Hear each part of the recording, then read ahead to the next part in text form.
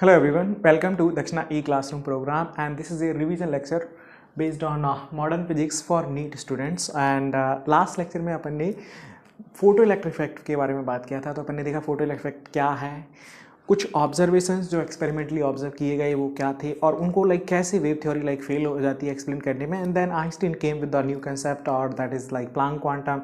With the help of Planck quantum theory Einstein ने photon एक concept define किया और उसके बेसिस पे फोटोन क्या एक पार्टिकल नेचर है लाइट का, उसके बेसिस पे फोटो इलेक्ट्रिक इफेक्ट को एक्सप्लेन कर दिया था उसी टाइम पे चीज़ें। तो आइंस्टीन ने एक तो एनर्जी मास रिलेशन आ गया आइंस्टीन का, और एक फोटोन से एक और रिलेशन आ गया। सो यहाँ पे if photon of energy, let's say E equal to h nu। यहाँ पे न्यू क्या है, फ्रीक्वेंसी। तो उसकी एनर्जी क्या होती है फोटोन की, h nu। और by Einstein's energy mass relation energy can be written as m into c square, where m is the mass of the particle, rest mass। Okay, और you can write mass of photon. तो इस case में जो photon का rest mass होता है वो zero होता है, बट मूविंग मास समथिंग होता है। तो यहाँ से by using these two relation I can write h nu, and this implies m c is equal to what, h nu divided by c. Okay, and this is equal to what, h by lambda. और यहाँ से हमारे पास आता है कि lambda is equal to h by m into c, और m c को क्या लिख सकते हैं अपन, p. This is h by P. सो ये रिलेशन आ जाता है बेसिकली किसके लिए, एक फोटोन के लिए। डी ब्रॉगली ने थोड़ा सा सोचा इसके बारे में कि ये if this is the wavelength of a photon having momentum P, तो उसका वेवलेंथ हम इस तरह से बोल सकते हैं। तो then why it can not be defined for a particle of mass M, is it. So for a particle of mass m moving with velocity v,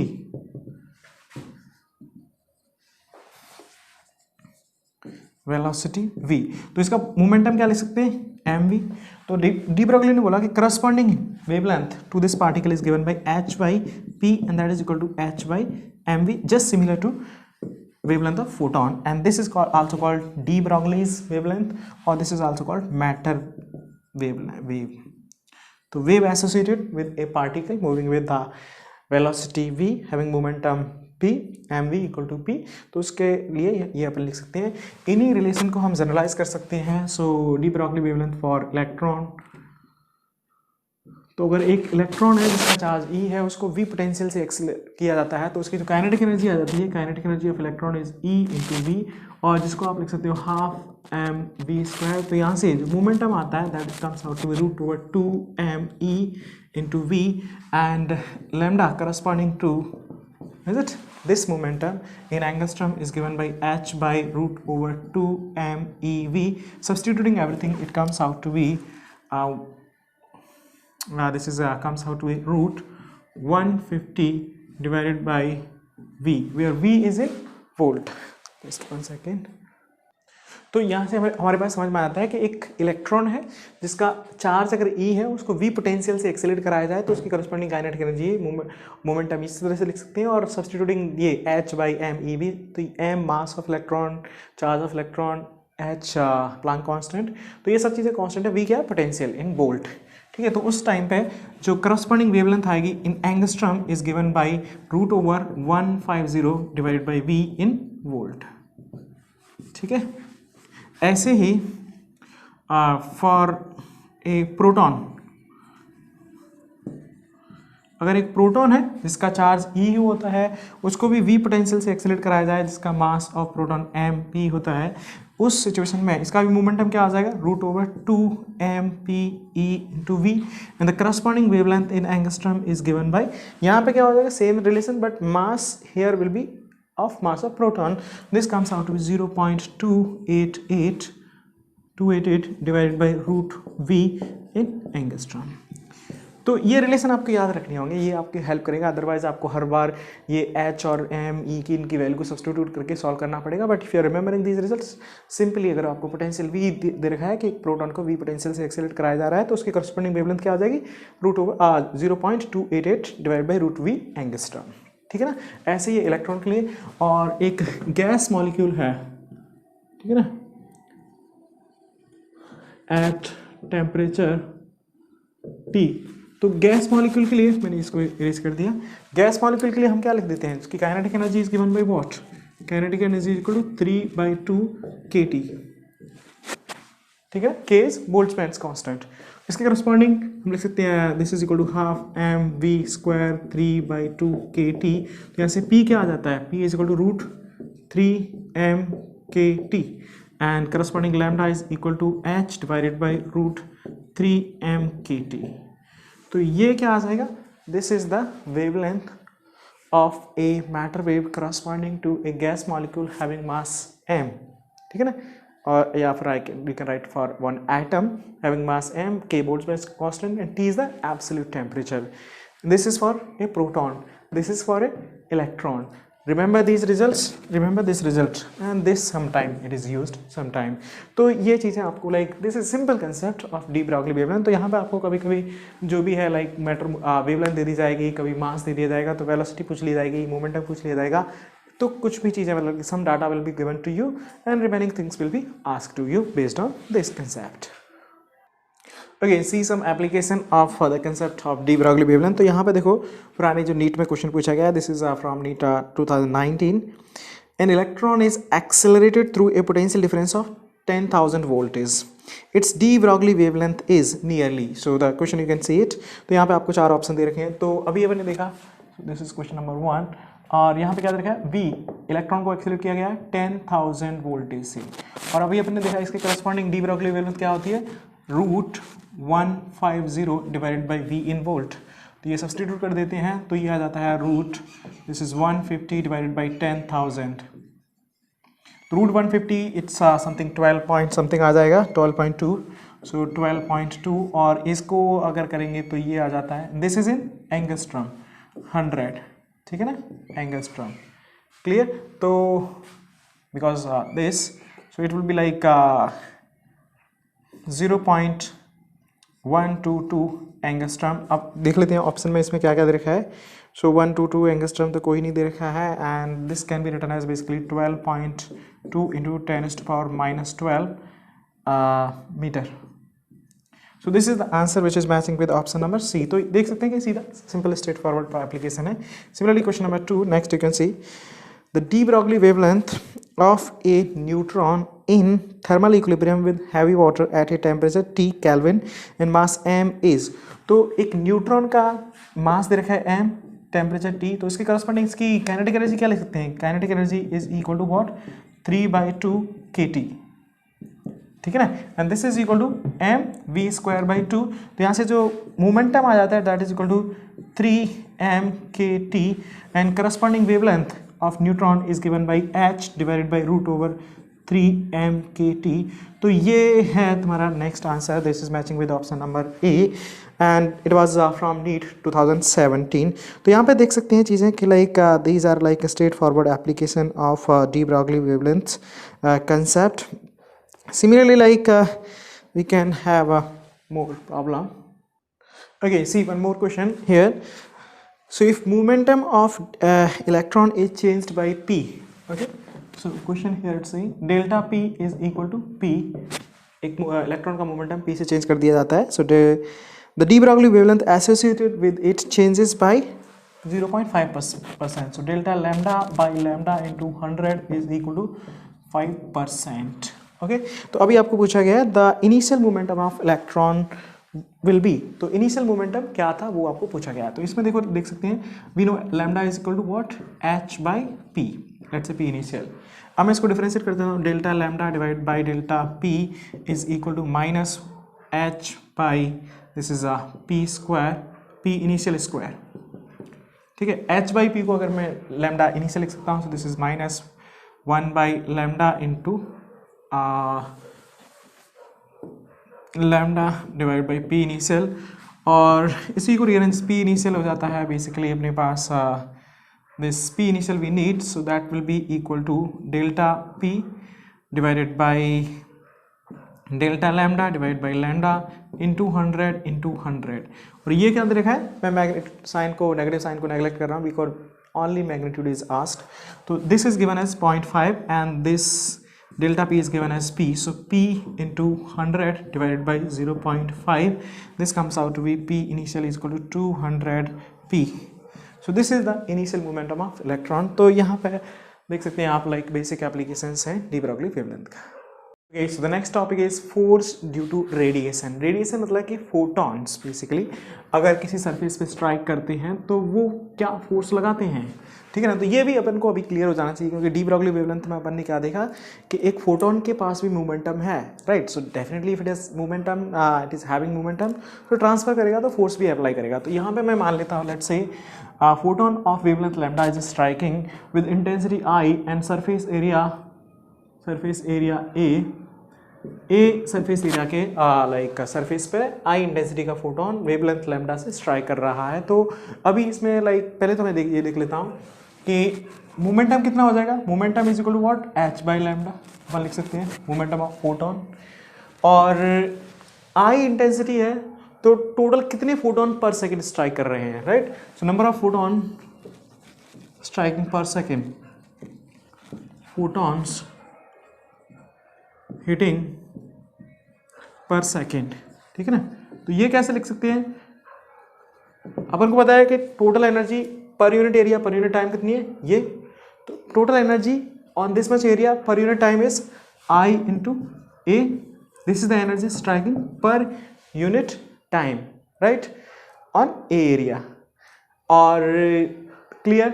तो दिस इज एक एनर्जी का लाइक एक फोटोन की energy क्या है, h c by lambda. Energy of one photon E is equal to h c by lambda. इसका मतलब क्या हो गया, नंबर ऑफ फोटोन मतलब स्ट्राइकिंग पर सेकेंड. तो इतनी एनर्जी पर सेकेंड स्ट्राइक कर रही है, एक फोटोन की एनर्जी इतनी है, तो this is h c multiplied by lambda and this comes out to be basically I A lambda divided by h into c. Clear. तो ये क्या आ गया अपने पास, number of photon striking per second. और एक फोटोन अगर स्ट्राइक करता है तो उसकी वजह से इतना मोमेंटम ट्रांसफर होता है. सो टोटल मोमेंटम ट्रांसफर्ड पर second is it momentum transferred on surface पर सेकेंड, ठीक है ना. और यही क्या होता है, यही फोर्स होता है. So this can be written as basically I can write this is the number of photon striking per second.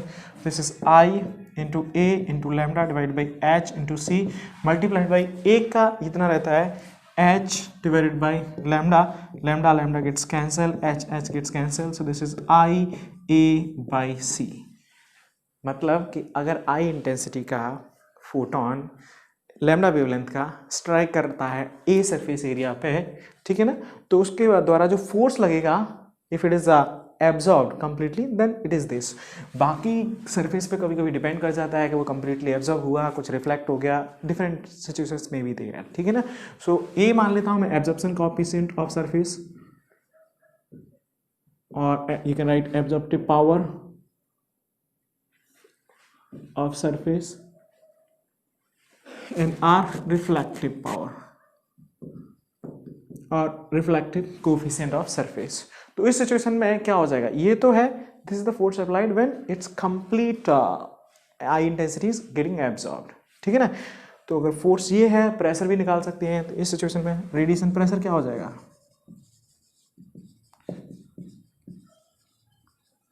that will be equal to force divided by area and that will be I by C. So this is pressure, जिसको radiation pressure भी बोल दिया जाता है. तो logically आपको चीज़ें समझ में आनी चाहिए कि हो क्या रहा है, क्यों फोर्स लगा रहा है, कैसे फोर्स लग रहा है, किसकी वजह से लग रहा है, ठीक है ना. और आई इंटेंसिटी है, हर एक टर्म का meaning, result should be clear, ये आपको याद भी रहनी चाहिए. अब मैं एक जनरल टर्म्स में, तो अगर ए एब्जॉर्प्टिव पावर है तो इसमें क्या रहता है कि किसी सिचुएशन में ए केस वन में ए इक्वल टू 1 मतलब कंप्लीटली एब्जॉर्ब कर लिया गया 0, तो उस सिचुएशन में जो फोर्स आएगा, ठीक है ना, फोर्स को अपन लिख सकते हैं I A by c. That is exactly this. और प्रेशर हो जाएगा इस सिचुएशन में that is equal to I by c, ठीक है. सेकेंड केस ऐसे ही, अगर ए बराबर 0 हो जाता है मतलब कोई एब्जॉर्ब नहीं हुआ, परफेक्टली रिफ्लेक्ट हुआ. अब यहाँ पे थोड़ा सा आपको समझने वाली चीज़ है कि फोटोन ने आया, स्ट्राइक किया और वापस चला गया. तो इनिशियल मोमेंटम क्या था, H by lambda. Final momentum minus H by lambda, सही ना, या फिर मैं अगर इनिशियल को मैंने माइनस मान लेता हूँ, मतलब चेंज से मतलब है हमें। तो यहाँ पे क्या हो जाएगा, p initial you can write h by lambda, let me write take it minus, p final will be plus h by lambda, क्योंकि अगर नेगेटिव आ रहा है तो पॉजिटिव जाएगा। तो change in momentum in this situation when there is complete reflection will be double, so 2h by lambda. तो उसके हिसाब से क्या हो जाएगा, फोर्स भी डबल हो जाएगा, क्योंकि number of photon striking the surface is same. तो इस सिचुएशन में जो फोर्स आ जाता है that comes out to be basically 2IA by c, and pressure is equal to what, this is 2I by c, ठीक है। So this is radiation pressure. अब इसी सिचुएशन में अगर एक जनरल कंडीशन मैं ले लेता हूं, ठीक है, means when absorptive coefficient is A and reflective coefficient is R, so third case when A is let's say non-zero and R is equal to 1 minus A, क्योंकि 1 प्लस आइदर एब्जॉर्ब होगा या reflective होगा, कोई transmit नहीं हो रहा है, ये हम मान के चल रहे हैं, नो ट्रांसमिशन ऑफ फोटॉन,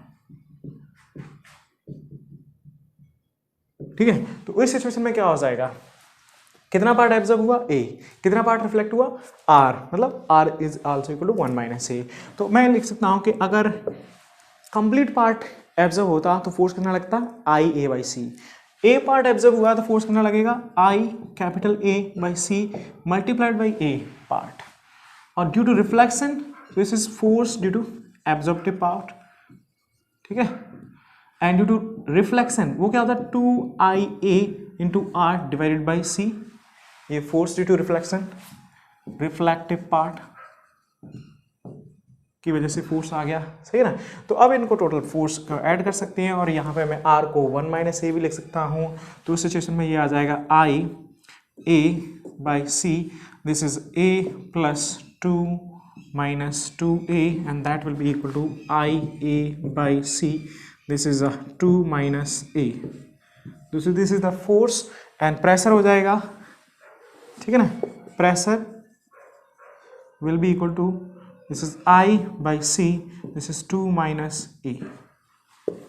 तो ऐसे आपको जो भी सिचुएशन दे दी जाती है मतलब आपको समझ में आना चाहिए कि रेडिएशन प्रेशर का मतलब क्या है, कैसे लगता है, किसकी वजह से लगता है, क्या फॉर्मूले, और बाकी जो भी चीज़ें फिर आपको छोटा मोटा मॉडिफाई किया जाता है। बिकॉज नीट में देखो सिंपल क्वेश्चन पूछे जाते हैं, बहुत डिफिकल्ट बहुत हाई लेवल की चीज़ें कुछ होती नहीं है, एप्लीकेशन है, कंसेप्ट बेस्ड, कंसेप्ट आपको समझ में आना चाहिए और उसको अप्लाई कैसे करते हैं वो भी आपको चीज़ें क्लियर हो जानी चाहिए, फिर कोई परेशानी वाली बात यहाँ बचती नहीं है। Okay, see one application problem based on this concept. So a plate of mass 10 gram is in equilibrium in air due to the force exerted by light beam on plate. Calculate power of beam. Assume plate is perfectly absorbing. तो देखो यहाँ पे क्या दिया गया है तुम्हें question में, here it's given mass of the plate is 10 gram.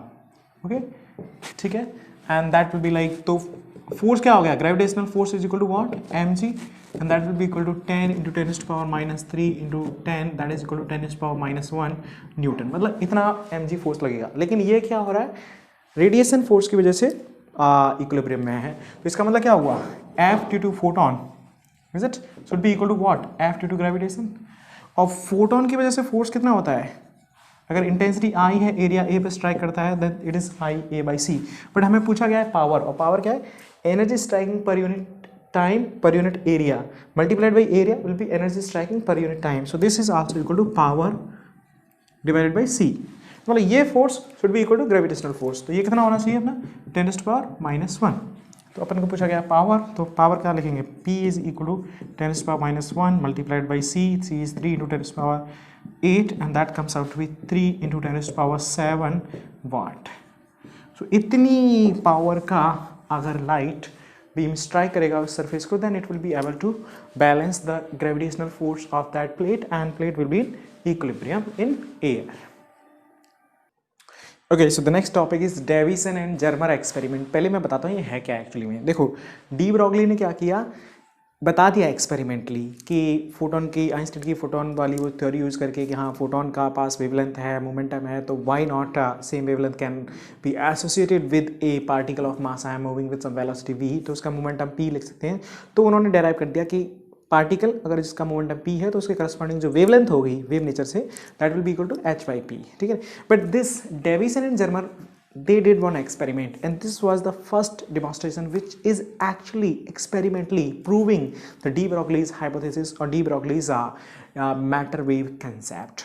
तो यहाँ पे क्या था, कैसे किया, वो मैं आपको बताता हूँ। देखो, तो डेविसन एंड जर्मर बेसिकली दो स्टूडेंट थे, लाइक दो यू कैन से PhD स्टूडेंट, या फिर लाइक उन्होंने एक्सपेरिमेंट किया और इसमें इलेक्ट्रॉन का वेव नेचर प्रूव किया। कैसे, देखो, तो ये है इलेक्ट्रॉन गन, यहाँ पे हीटिंग एलिमेंट्स है और वहाँ से क्या होता है, इलेक्ट्रॉन प्रोड्यूस किया जाता है। Some accelerating voltage is applied here, accelerating voltage, तो एक्सेलरेटिंग वोल्टेज V, तो ये क्या करता है, इलेक्ट्रॉन को काइनेटिक एनर्जी प्रोवाइड कराता है। तो अगर इलेक्ट्रॉन को एक्सेलरेटिंग वोल्टेज V अप्लाई किया जाता है तो काइनेटिक एनर्जी कितनी होती है इलेक्ट्रॉन की, that is equal to EV, ठीक है ना।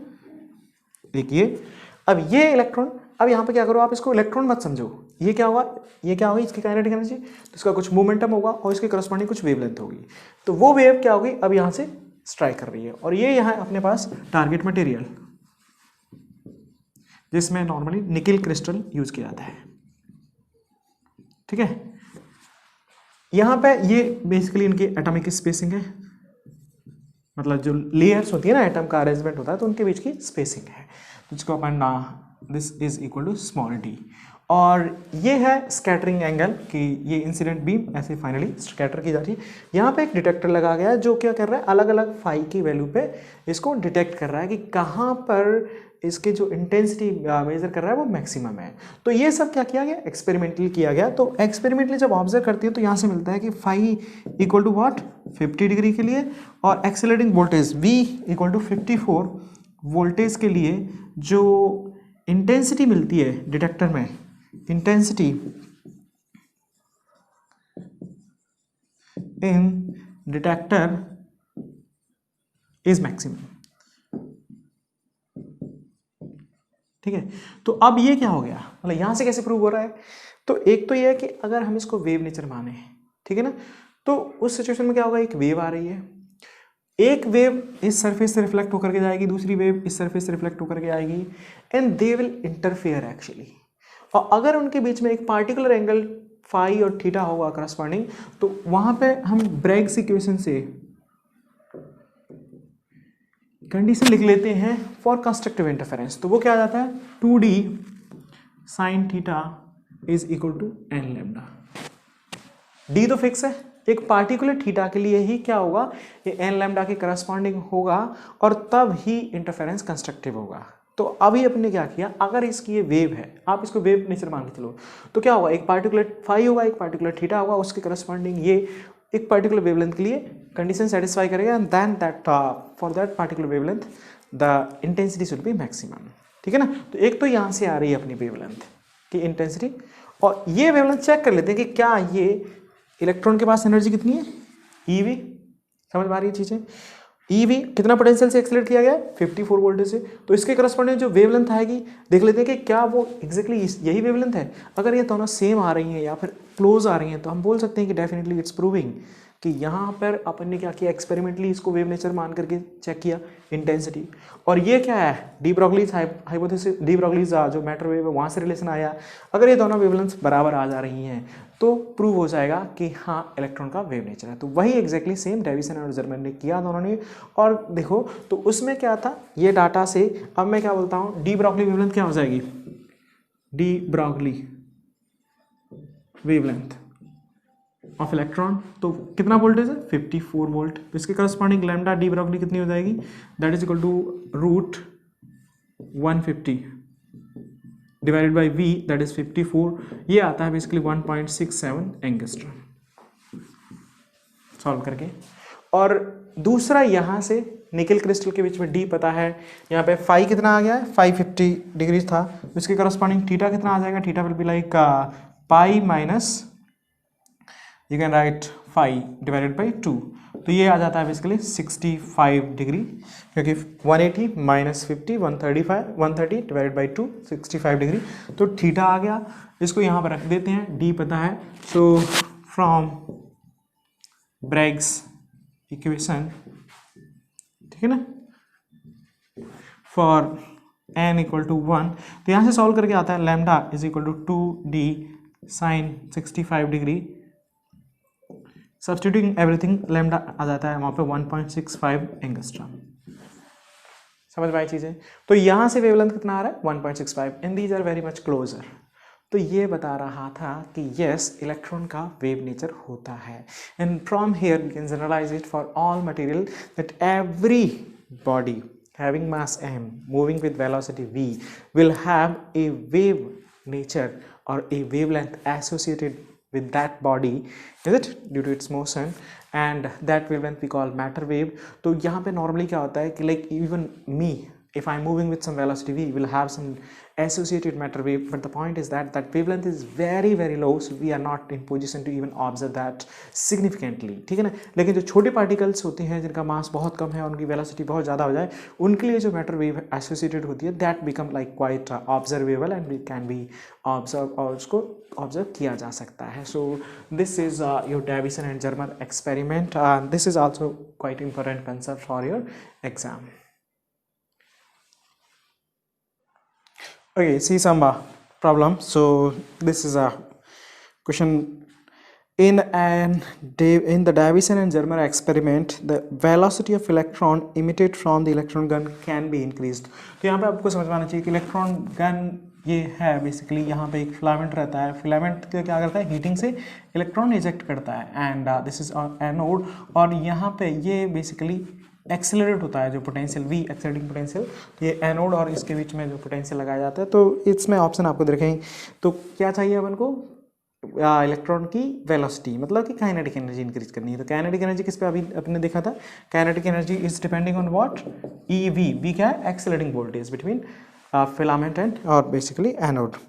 सो ऑप्शन क्या क्या हो सकते हैं, increasing the potential difference between anode and filament, increasing the filament current, decreasing the filament current, decreasing the potential difference between anode and filament current. So definitely A will be the right answer here question, कि यहाँ पर electron की speed increase कर सकते हैं, means electron की kinetic energy increase करना होगा, and that will be done by increasing the potential difference between this filament and anode. This is basically anode actually, so that will be right option, it will be 1. Okay, next question here, that is actually based on T. Broglie also. Electron used in electron microscope are accelerated by a voltage of 25 kilovolt. If the voltage is increased to 100 kilovolt, then the de Broglie wavelength associated with the electron would be, option है increase by 2 times, decrease by 2 times, decrease by 4 times, increase by 4 times. तो देखो initially वो क्या है wavelength, V i initially 25 kilovolt, तो lambda initial में क्या लिख सकता हूँ, that is equal to, you can write 12.2 divide by root 25 kilo volt. जब बाद में वोल्टेज कितना कर दिया गया है, V final is equal to 100 kilo volt, तो लैम्डा फाइनल क्या हो जाएगा 12.2 divided by root 100 kilovolt, that can be written as 12.2 divided by 2 root over 25 kilovolt. तो ये कितना आ गया, this is lambda original, so lambda final is becoming lambda initial divide by 2, तो आंसर क्या हो जाएगा, decreases by a factor of 2। तो this is your answer to the question, that is matching with the option number B, decreases by 2 times. तो ये NEET के questions हैं, basically 2011 का है, दैट इज आल्सो फ्रॉम 2011। तो यहाँ पे देख सकते हैं कि बेसिक एप्लीकेशंस हैं, बहुत कॉम्प्लेक्स चीज़ें नहीं है, concept should be clear to you and you should be in position to even apply that concept, then you will be getting the answer. Okay, so the next topic is atomic structure. तो atomic structure basically it's a long story, काफ़ी time बाद चीज़ें जैसे जैसे चीज़ें नई discover होती गई, एटॉमिक स्ट्रक्चर का जो मॉडल था और एटम का वो डेवलप मतलब बदलता गया। तो पहले सबसे पहले डाल्टन ने बोला था कि atom is the smallest unit which can not be further divided. बाद में जे थॉमसन ने इलेक्ट्रॉन की डिस्कवर की, लाइक इज इट, वो कैथोड रे डिस्चार्ज ट्यूब के थ्रू। तो जे थॉमसन ने खुद का एक मॉडल दिया। जे थॉमसन ने कहा कि जो एटम है it's an spherical body and it is completely neutral होता है, और जो पॉजिटिव चार्ज है वो लाइक एक वाटरमेलन से उन्होंने कंपेयर कर दिया कि वाटरमेलन के अंदर जो रेड पार्ट होता है that is equal to a positive charge and electrons are just like a seed. तो जो वाटरमेलन के अंदर जो इलेक्ट्रॉन्स लाइक है सीड्स हैं जैसे एम्बेडेड होते हैं, ऐसे ही एक एटम के अंदर अकॉर्डिंग टू जे थॉमसन उन्होंने कहा कि ऐसे ही एक एटम के अंदर जो इलेक्ट्रॉन्स हैं वो बीच बीच में दबे हुए रहते हैं, and that way basically complete electron is neutral, and that is the structure of atom. तो जे जे थॉमसन का पहले मॉडल आया, जे जे थॉमसन्स, ठीक है ना. तो उन्होंने तो यही कह दिया कि वाटरमेलन के बराबर है, it's like seeds. So this is like watermelon. Red part is basically positive charged, ठीक है, and seeds are like electron are negatively charged electron. तो ये था जे जे थॉमसन का मॉडल, जो कि बाद में जब रदरफोर्ड ने एक्सपेरिमेंट किया alpha rays is it scattering experiment on a gold foil, he was expecting something similar result from that experiment, but वो रिजल्ट एकदम सबको मालूम है कि क्या था, तो इट वाज कंप्लीटली अनएक्सपेक्टेड और एकदम नया था. तो उसके बेसिस पे फिर क्या किया, रदरफोर्ड ने भी एक अपना मॉडल दे दिया एटम का, रदरफोर्ड स्ट्रक्चर ऑफ एटम. तो इन्होंने पहली बार तो ये कहा, according to alpha scattering experiment, उनको लगा कि ऐसा तो हो ही नहीं सकता कि मोस्टली मास पूरे एटम में लाइक डिस्ट्रीब्यूटेड है, और ऐसा पॉसिबल नहीं है. According to the like alpha scattering experiment, उन्होंने कहा कि completely mass and charge is concentrated in very small volume or a small part of atom, and he defined that as nucleus. तो उन्होंने एक नया कंसेप्ट न्यूक्लियस का नाम दे दिया. और बाद में उन्होंने कहा कि तो इलेक्ट्रॉन है, इलेक्ट्रॉन कहाँ पे है, तो इलेक्ट्रॉन उन्होंने कहा कि अब क्योंकि अगर सिंपली रखे रहते हैं तो क्या होगा, न्यूक्लियस पे पॉजिटिव चार्ज है, then they will simply fall on the nucleus. तो उन्होंने कहा कि मे बी जो सेंट्रीपिटल फोर्स है ना, तो इनका मॉडल आया कि ये तो हो गया न्यूक्लियस जिस पे पॉजिटिव चार्ज है and total mass of atom. तो ये न्यूक्लियस हो गया. और इन्होंने कहा कि जो इलेक्ट्रॉन है वो अलग अलग ऑर्बिट्स में रिवॉल्व करते रहते हैं अराउंड द न्यूक्लियस, ठीक है ना. बट ही डिडंट से कि फिक्स्ड सर्टेन और एनीथिंग, नथिंग लाइक दैट. उन्होंने कहा कि सिंपली इलेक्ट्रॉन क्या करते हैं, ऑर्बिट्स में रिवॉल्व करते हैं, such that this centripetal force mv²/r is balanced by or basically provided by the required this is ze²/4 pi epsilon naught into r². एक एटम जिसका न्यूक्लियस का चार्ज है Ze पॉजिटिव, इलेक्ट्रॉन का charge E है negative, तो जो electrostatic force होगा this will be providing the required centripetal force.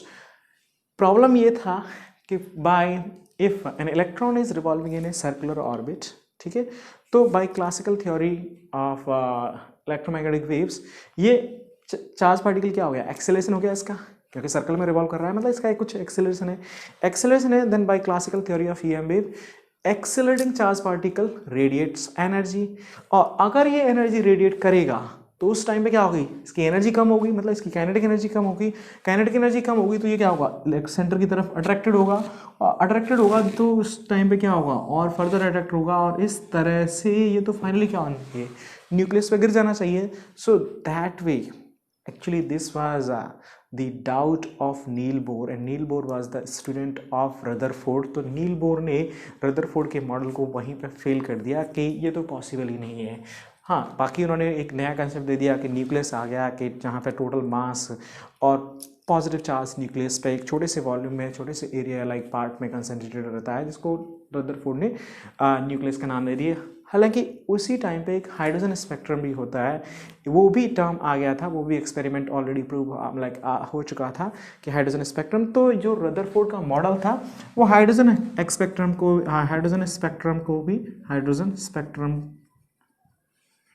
को भी फेल हो गया था.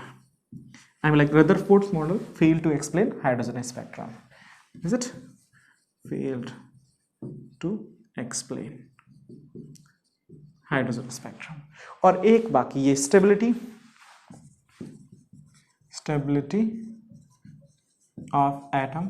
तो ये मेनली दो ड्रॉबैक थे, कंसर्न थे रदरफोर्ड्स के मॉडल के, तो उन्होंने इस तरह का नाम दे दिया. Finally then comes Niels Bohr, जो कि लाइक रदरफोर्ड के ही स्टूडेंट थे। तो उन्होंने इन्हीं चीज़ों को, इन्हीं कमियों को दूर करते हुए और इसी से मिलता जुलता एक नया मॉडल दिया, जो कि like that is the successful model of hydrogen atom. तो अभी बताते हैं कि रदरफोर्ड नील बोर का मॉडल क्या था। ओके, तो लास्ट में फिर बोर का मॉडल आया, जो कि इन्होंने लाइक काफ़ी चीज़ों को एकदम एक्सप्लेन कर दिया, and up to now Bohr model is the successful model and which is accepted widely. तो क्या था बोर मॉडल? तो पहली बात तो बोर मॉडल ने क्या किया, जो जे थॉमसन के मॉडल का था उसी को इम्प्रूव कर दिया, और जो कमियाँ जे थॉमसन के मॉडल में आ रही थी उनको सबको हटा दिया उन्होंने, ठीक है ना। हटाने में भी उन्होंने लाइक बहुत कुछ ज़्यादा नहीं किया, बट उन्होंने लाइक कुछ चीज़ें पॉस्टुलेट दे दी है। पॉस्टुलेट का मतलब कि उन्होंने कुछ प्रूव नहीं किया, बट ऐसा स्टेटमेंट दे दिया कि ऐसा ऐसा होता है। Why he don't know. Later on हालांकि ऐसा भी हुआ कि जो बोर के पॉस्टुलेट थे, जो एजम्पशंस थे बेसिकली, जो प्रूव कर दिए गए, so means then it become completely successful model, ठीक है। तो पहली बात तो क्या था, तो जो फर्स्ट पॉस्टुलेट था वो ये इन्होंने चेंज किया। बोर ने बोला, लाइक रदरफोर्ड ने बोला कि electron revolve in any orbit, circular orbit around the nucleus. Niels Bohr said electron revolve only in certain fixed orbit, stable orbits around the nucleus. तो जो स्टेबल ऑर्बिट्स हैं वो कुछ ही हैं, कोई रैंडम ऑर्बिट नहीं हो सकती है, ठीक है ना। So electron revolve around the nucleus only in certain fixed stable orbits, ठीक है ना। And another thing is that electron जो ऑर्बिट्स होंगी पॉसिबल, वो वही वाली ऑर्बिट्स पॉसिबल होंगी जिनमें जो एंगुलर मोमेंटम है इलेक्ट्रॉन का mvr, that must be an integral multiple of h/2π। So mvr must be equal to nh/2π। तो मतलब जिन ऑर्बिट्स में जो mvr एक इलेक्ट्रॉन का एंगुलर मोमेंटम है, ठीक है ना। तो फर्स्ट पॉस्टुलेट बोल दिया कि मतलब like revolve in circular orbits of definite stable circular orbits, certain कुछ ही है, ठीक है ना। दूसरा है कि इनमें जो एंगुलर मोमेंटम है that should be equal to nh/2π। It should be the integral multiple of h/2π। एक इलेक्ट्रॉन अगर सर्कुलर ऑर्बिट में रिवॉल्व कर रहा है तो उस ऑर्बिट में इसका एंगुलर मोमेंटम h/2π का मल्टीपल होना चाहिए। तीसरा उन्होंने कहा कि हाँ, इलेक्ट्रॉन रेडिएट करता है एनर्जी, ठीक है ना, बट कब? जब वो एक ऑर्बिट से, एक स्टेबल ऑर्बिट से दूसरी स्टेबल ऑर्बिट में जंप करेगा। वो भी कब? जब हाई एनर्जी लेवल से, हाई एनर्जी ऑर्बिट से लो एनर्जी स्टेट में जंप करेगा। उस टाइम पे वो एक फोटोन और एनर्जी रेडिएट करेगा in the form of photon, ठीक है। तो इसकी हेल्प से रदरफोर्ड, जो नील बोर का मॉडल था, वो इवन हाइड्रोजन स्पेक्ट्रम को भी कंप्लीटली एक्सप्लेन कर पाया, ठीक है। तो एनर्जी, पहली बात इन्होंने ये बोला कि न्यूक्लियस के अराउंड कुछ फिक्स्ड सर्टेन ऑर्बिट्स हैं, जो स्टेबल ऑर्बिट्स हैं, जिन्हीं में इलेक्ट्रॉन रिवॉल्व कर सकते हैं, जिसको उन्होंने n = 1 दे दिया, n = 2, n = 3 and so on.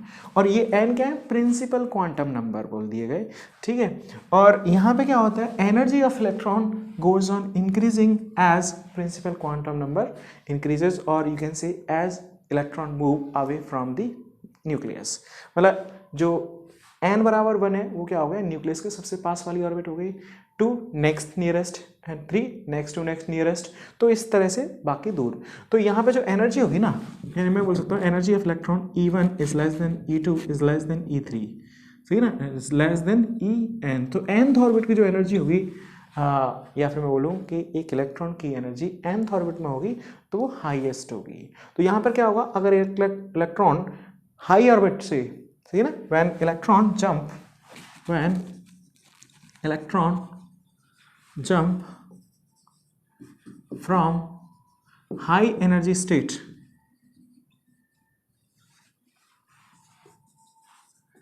to, or you can write orbit, to low energy orbit, then it will radiate energy। उस टाइम पे एनर्जी रेडिएट करेगा in the form of photon. समझ में आ रही है चीजें? So that is like when electron, और point क्या है, as you move away means higher the principal quantum number, higher will be the energy of electron in that orbit. Principal quantum number छोटा होगा तो उसकी एनर्जी और भी कम होगी. तो एक इलेक्ट्रॉन अगर एनर्जी एब्जॉर्ब करता है तो वो इवन लो एनर्जी स्टेट से हाई एनर्जी स्टेट में भी जंप कर सकता है. कब करेगा ये भी अपन बात करते हैं बेसिकली, ठीक है ना. तो that is called basically excitation. Another process when it is jumping from high energy to low energy state, then it will be releasing one photon of energy equal to the energy difference between two orbits, and that is called de-excitation or emission spectrum of hydrogen atom or emission spectrum. ठीक है ना. तो ये थे उनके postulate. ये यहाँ पे स्टेबल ऑर्बिट्स कुछ ही है, एंगुलर मोमेंटम ये है, और बाकी ये हाँ था डेफिनेटली जो वो तो कि यहाँ पे भी mv square by r centimeter force is provided by this is z e square divided by 4 pi epsilon naught into r square. दूसरी बात ये है कि बोर ने तो इसको पहले हाइड्रोजन एटम के लिए ही डेराइव किया, तो मतलब हाइड्रोजन एटम के लिए क्या हो जाएगा, सीधा तुम्हारा z इक्वल टू 1 हो जाता है. बाद में लाइक ही थॉट कि like it will be valid for every atom, but ऐसा नहीं हुआ. ये जो बोर का मॉडल था वो सिर्फ या तो हाइड्रोजन एटम के लिए या फिर हाइड्रोजन लाइक एटम. अब हाइड्रोजन लाइक एटम का मतलब क्या होता है मैं आपको बताता हूँ. हाइड्रोजन लाइक एटम तो मतलब हाइड्रोजन लाइक एटम का मतलब है कि एक electron model, one electron atom. अब वन इलेक्ट्रॉन एटम मतलब तो एक तो हाइड्रोजन है खुद, ये भी हाइड्रोजन हो गया, एक हीलियम, बट हीलियम को लेगो तो 2 इलेक्ट्रॉन हो गए, तो इसमें से एक इलेक्ट्रॉन को निकाल दिया जो He+ will be your hydrogen like atom. Lithium इसमें 3 है, बट इसमें से 2 इलेक्ट्रॉन को निकाल दिया जाएगा तो Li2+ will be again 1 electron model and that is also hydrogen like atom. ऐसे ही बेरिलियम 3+, तो ये भी क्या हो गया, यहाँ पर भी क्या है, सिंगली ओनली 1 इलेक्ट्रॉन. तो ये सभी क्या है basically, these are all hydrogen like atoms. तो जो नील बोर का मॉडल था वो हाइड्रोजन के लिए वैलिड था या फिर हाइड्रोजन लाइक एटम के लिए वैलिड था. ठीक है, तो ये था बेसिकली इनका मॉडल नील बोर का. अब इसमें थोड़ा और देखते हैं, इन्होंने बाकी सारी चीज़ें एनर्जी वगैरह, एमिशन स्पेक्ट्रम या एब्जॉर्प्शन स्पेक्ट्रम सब कुछ इन्होंने एक्सप्लेन कर दिया. तो वो इन्हीं चीज़ों से इसको और इसको यूज़ करके अब देखो यहाँ पर होता क्या है कि रिजल्ट एक तो हाइड्रोजन एटम के लिए, हाइड्रोजन एटम का मतलब क्या हो गया, z इक्वल टू 1 रख दो, तो वहाँ पर आपके पास रेडियस, nth ऑर्बिट की स्पीड, nth इलेक्ट्रॉन की nth ऑर्बिट में kinetic energy, potential energy, total energy वगैरह वगैरह. वहीं पे एक आता है हाइड्रोजन लाइक के लिए, मतलब इन सभी के लिए. तो इसमें क्या रहता है, हम हाइड्रोजन लाइक के लिए डेराइव कर ले रहे हैं. मैं रिजल्ट लिख दे रहा हूँ. हाइड्रोजन के लिए वो क्या हो जाएगा, सीधा सीधा z की वैल्यू 1 रख दो तो वो आपको हाइड्रोजन के लिए भी वैलिड हो जाता है. तो आपको यही रिजल्ट एक ही बार याद कर लो, बस z इक्वल टू 1 रख देना तो हाइड्रोजन के लिए भी सब चीज़ें वैलिड हो जाएंगी. तो वो आसानी होगी. So I am just going to write the results only for hydrogen like species. But actually में जो बोर का मॉडल था वो फर्स्ट हाइड्रोजन के लिए डेराइव किया गया, बाद में उसको मॉडिफाई करके हाइड्रोजन लाइक मॉडल एटम्स के लिए भी कंसिडर कर लिया गया. बट बाकी सबके लिए ये वैलिड ही नहीं दिया, मतलब जो रिजल्ट आए वो यहाँ say that those were not perfectly fine. ठीक है, तो यहाँ पे जो रिजल्ट है वो काफ़ी इंपॉर्टेंट है. आपको जो क्वेश्चंस हैं वो ये जो रिजल्ट आते हैं उन्हीं पे बेस्ड पूछे जाते हैं. So it is must that all of you remembering these results. तो थे क्या, कहाँ से आए, तो पहला एक कंडीशन तो ये है means like angular momentum quantized, is it angular momentum. ये जो अभी पोस्टुलेट था वही था, एंगुलर मोमेंटम इज क्वांटाइज्ड.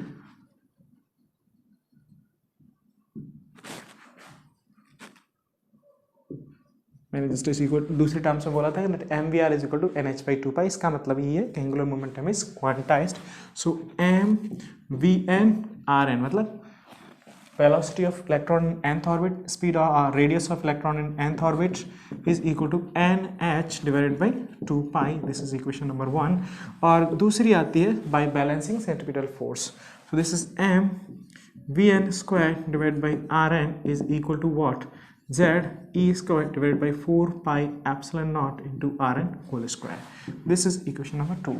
अब इन दोनों को अगर हम सॉल्व करते हैं, ठीक है ना, सॉल्विंग दीज इक्वेशंस, तो वहाँ से हमारे पास क्या आता है, nth ऑर्बिट की रेडियस भी आ जाती है, क्या होगी nth ऑर्बिट में इलेक्ट्रॉन की स्पीड कितनी होगी, काइनेटिक एनर्जी, पोटेंशियल एनर्जी, ये सब चीज़ें. और I am going to write it. तो यहाँ से हमारे पास आता है radius of electron in nth orbit is coming out to be epsilon naught h square divided by pi m e square into n square by z। इसको भी मैं लिख सकता हूँ, this is equal to a naught into n square by Z. A naught some constant है, that is equal to 0.529 angstrom. तो अब मैं nth ऑर्बिट की जो रेडियस है हाइड्रोजन लाइक स्पीसीज में, वो ये भी लिख सकता हूँ 0.529 into n square by Z angstrom. ठीक है, ऐसे ही समझ में आई चीजें। Speed of electron in nth orbit,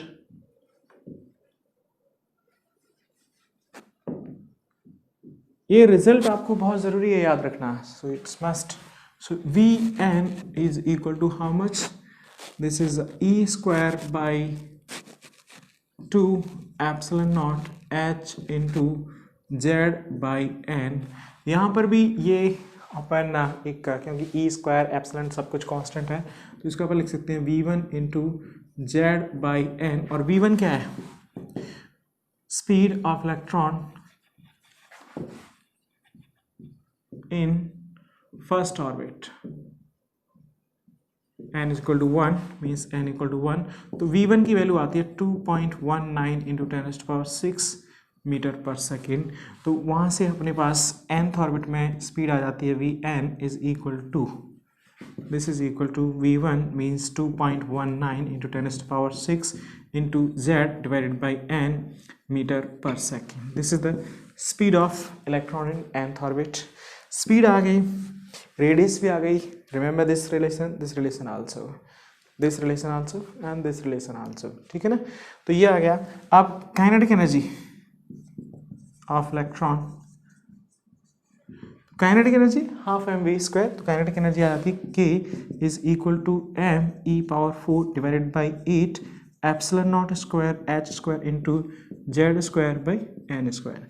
this is the kinetic energy of electron, जिसमें इसकी वैल्यू 13.6 इलेक्ट्रॉन वोल्ट भी आती है। तो this is 13.6 into Z square divided by N square electron volt. ठीक है, तो यहाँ से अपने पास काइनेटिक एनर्जी आ गई। ये रिजल्ट मैं इरेज कर दे रहा हूँ। तो पोटेंशियल एनर्जी भी Z K Q Q by R, तो potential energy in nth orbit, potential energy आ जाती है U is equal to minus, this is मैं इसको एम ई की टर्म्स में लिख देता हूँ, M E square divide by 4 epsilon naught square into H square into Z square by N square. ठीक है ना, and this is equal to minus of 2 times of kinetic energy. Okay, और total energy, और you can write mechanical energy,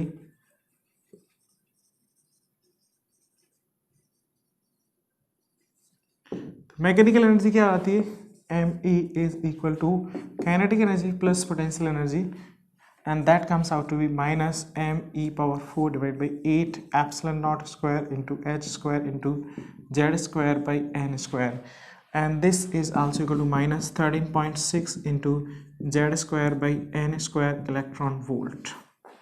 तो ये हो जाती है total kinetic and total mechanical energy of electron in nth orbit.